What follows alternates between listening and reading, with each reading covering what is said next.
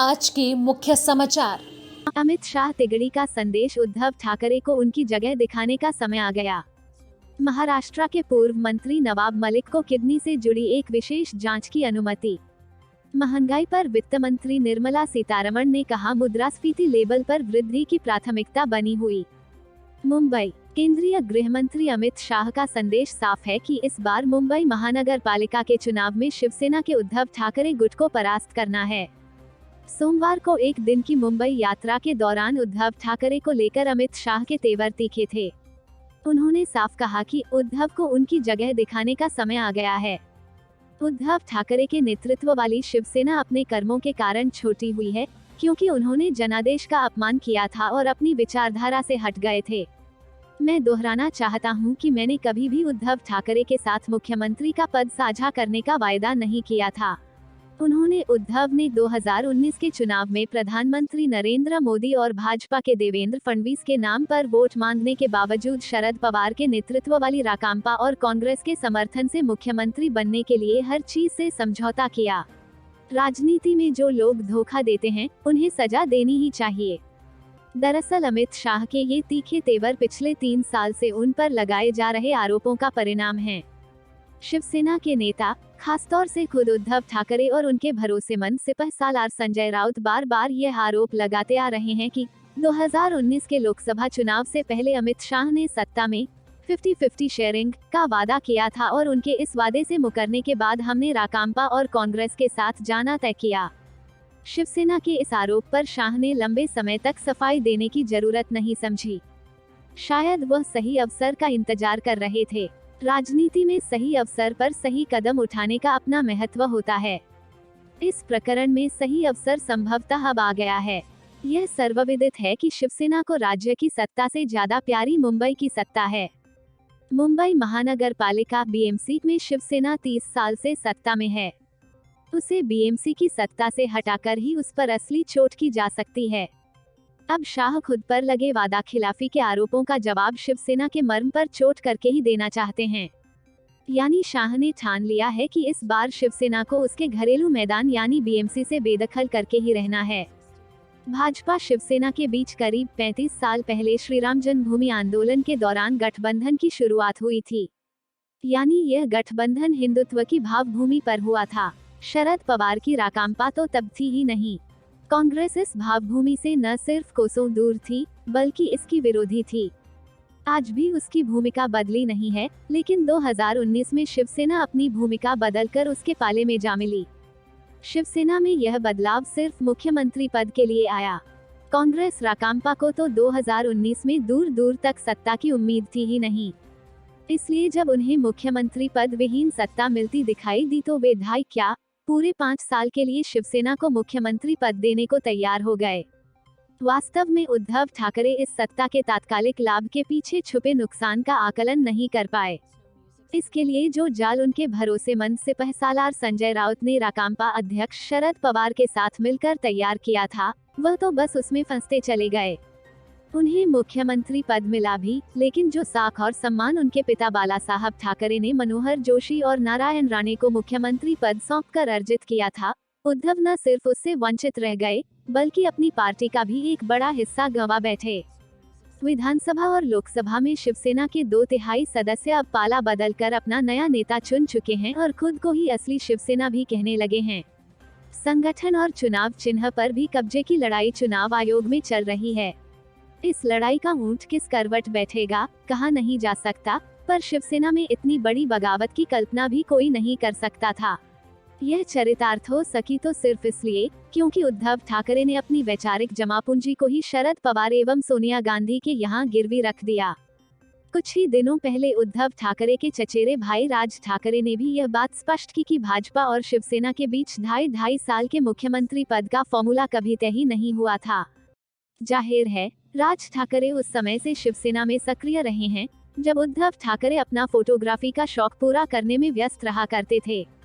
राज ऐसी कई बैठकों में भी शामिल रहे हैं, जिनमें भाजपा शिवसेना के नेताओं ने बैठकर दोनों दलों के बीच गठबंधन का फॉर्मूला तय किया था। तब यही तय हुआ था कि राज्य की राजनीति में शिवसेना अधिक सीटों पर चुनाव लड़ेगी और भाजपा कम। इसके बाद जिसकी सीटें अधिक आएंगी उसका मुख्यमंत्री बनेगा। इसी शर्त के आधार पर 1995 में शिवसेना का मुख्यमंत्री बना था और 1999 में गोपीनाथ मुंडे द्वारा ढाई साल के मुख्यमंत्री पद की जिद पकड़ लेने के कारण ही शिवसेना भाजपा की सरकार नहीं बन सकी थी। इस पुरानी शर्त को भूलकर 2019 में शिवसेना का नया राग अलापना न भाजपा नेतृत्व को पसंद आया, न शिवसेना के उन ज्यादातर विधायकों सांसदों को जो कांग्रेस राकांपा से वर्षों से लड़ते आ रहे थे। शिवसेना में असंतोष पनपने का यही कारण बना और बगावत हुई। अब अमित शाह इसी बगावत की बुनियाद पर शिवसेना को उसी के मैदान में पटखनी देने का मन बना चुके हैं। देखते हैं उद्धव इस चुनौती से पार पाते हैं कि नहीं। मुंबई। महाराष्ट्र के मुंबई शहर की एक विशेष धनशोधन रोकथाम अधिनियम अदालत ने धनशोधन मामले में गिरफ्तार महाराष्ट्र के पूर्व मंत्री नवाब मलिक को किडनी से जुड़ी एक विशेष जांच कराने की अनुमति दे दी है। वहीं इससे पहले विशेष अदालत ने पिछले महीने भी राष्ट्रवादी कांग्रेस पार्टी के नेता मलिक को रीनल स्कैन कराने की अनुमति दी थी, लेकिन ये जांच पूरी नहीं हो सकी थी क्योंकि नवाब मलिक उस वक्त बुखार और स्वास्थ्य संबंधी अन्य समस्याओं से ग्रस्त थे। आपको बता दें कि रीनल स्कैन एक न्यूक्लियर इमेजिंग टेस्ट है जो किडनी का आकार, माप और उसके कार्य की जांच करने के लिए किया जाता है। इसके साथ ही ये जांच किडनी में रक्त प्रवाह की जांच करने के लिए भी की जाती है।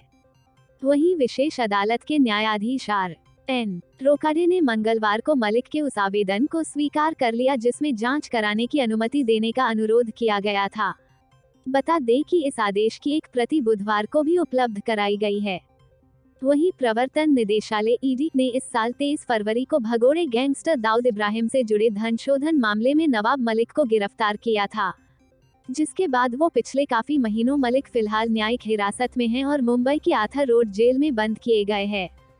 हालांकि अदालत ने पहले चिकित्सा आधार पर उनकी जमानत याचिका को खारिज कर दिया था। उनकी नियमित जमानत याचिका पर विशेष न्यायाधीश सुनवाई कर रहे हैं। मलिक ने अपने आवेदन में कहा था कि उन्हें 10 अगस्त को उपनगरीय घाटकोपर के एक अस्पताल में किडनी की जांच की अनुमति दी गई थी। याचिका में कहा गया कि हालांकि तब जांच नहीं की जा सकी थी क्योंकि उन्हें तेज बुखार था और वो स्वास्थ्य संबंधी अन्य समस्याओं से ग्रस्त थे। अभियोजन पक्ष ने याचिका का विरोध नहीं किया और इसे अदालत के विवेक पर छोड़ दिया।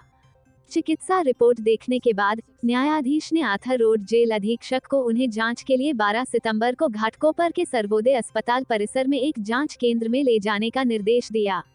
इस मामले में अदालत ने कहा कि जांच का खर्च मलिक द्वारा ही वहन किया जाएगा। मुंबई। पिछले दिनों रिकॉर्ड लेवल पर पहुंची महंगाई पर अब राहत मिलनी शुरू हो गई है। धीरे धीरे मुद्रास्फीति की दर में पहले के मुकाबले कमी देखी जा रही है। महंगाई दर पर वित्त मंत्री निर्मला सीतारमण ने बुधवार को कहा कि मुद्रास्फीति कम होकर अफोर्डेबल लेवल पर आ गई है। उन्होंने कहा यही कारण है कि देश की आर्थिक वृद्धि ही प्राथमिकता बनी हुई है। दिल्ली में इंडिया आइडियाज समिट में वित्त मंत्री ने कहा कि रोजगार सृजन और धन का समान वितरण ऐसे क्षेत्र हैं जिन पर सरकार का ध्यान है। उन्होंने कहा, कुछ निश्चित तौर पर प्राथमिकताएं हैं और कुछ उतनी महत्वपूर्ण नहीं हैं। प्राथमिकताओं में शामिल हैं रोजगार, धन का समान वितरण और यह सुनिश्चित करना कि भारत वृद्धि के रास्ते पर बढ़े। सीतारमण ने आगे कहा, इस लिहाज से मुद्रास्फीति प्राथमिकता नहीं है। आपको इस बात से हैरानी नहीं होनी चाहिए। बीते कुछ महीनों में हम इसे अफोर्डेबल लेवल पर लाने में कामयाब रहे हैं। आधिकारिक आंकड़ों के मुताबिक जुलाई में खाद्य वस्तुओं के दाम में नरमी से मुद्रास्फीति कम होकर 6.71% पर आ गई। हालांकि यह भारतीय रिजर्व बैंक के संतोषजनक स्तर की उच्च सीमा 6.0% से लगातार 7वें महीने ऊपर बनी हुई है। जून 2022 में उपभोक्ता मूल्य सूचकांक आधारित खुदरा मुद्रास्फीति 7.01% रही, जबकि जुलाई 2021 में 5.59% थी। अप्रैल से जून के बीच यह 7% के ऊपर बनी रही। वित्त मंत्री ने भरोसा जताया कि अमेरिका के केंद्रीय बैंक फेडरल रिजर्व और यूरोपियन सेंट्रल बैंक द्वारा दरों में तेज वृद्धि से उत्पन्न अस्थिरता से रिजर्व बैंक निपट लेगा। रूस और यूक्रेन के बीच युद्ध के कारण पैदा हुए वैश्विक ऊर्जा संकट का जिक्र करते हुए कहा कि कच्चे तेल और प्राकृतिक गैस की उपलब्धता को लेकर अनिश्चितता बनी हुई है। उन्होंने भुगतान प्रौद्योगिकी समेत हर लिहाज से भारत और अमेरिका के बीच संबंधों को और गहरा करने का आह्वान किया।